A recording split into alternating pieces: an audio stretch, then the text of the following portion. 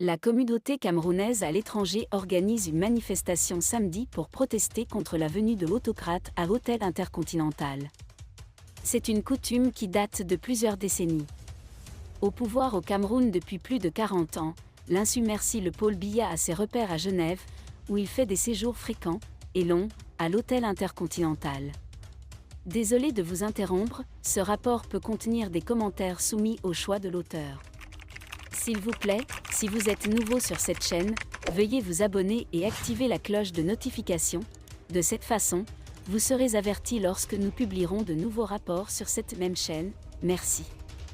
La diaspora camerounaise hostile au régime croit savoir que le président africain est revenu dans son hôtel préféré de la rive droite après un passage par Paris. Âgé de 91 ans, Paul Biya profiterait de son voyage genevois pour faire des examens médicaux. En réaction, l'opposition appelle à un rassemblement samedi à la place des Nations pour demander la libération des prisonniers politiques.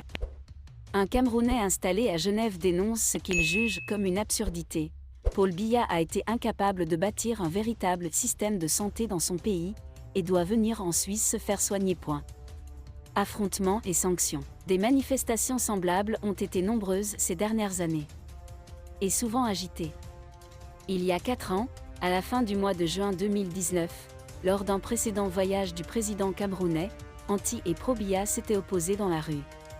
Un journaliste de la RTS avait été agressé et évalisé par la garde rapprochée du président camerounais.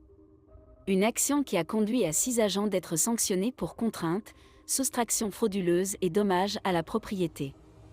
À l'époque, le ministère public avait estimé que la délégation camerounaise se comportait à l'hôtel Intercontinental et dans ses alentours comme un État dans l'État.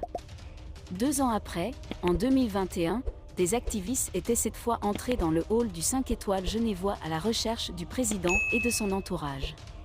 Une action qui leur avait valu des sanctions pour violation de domicile.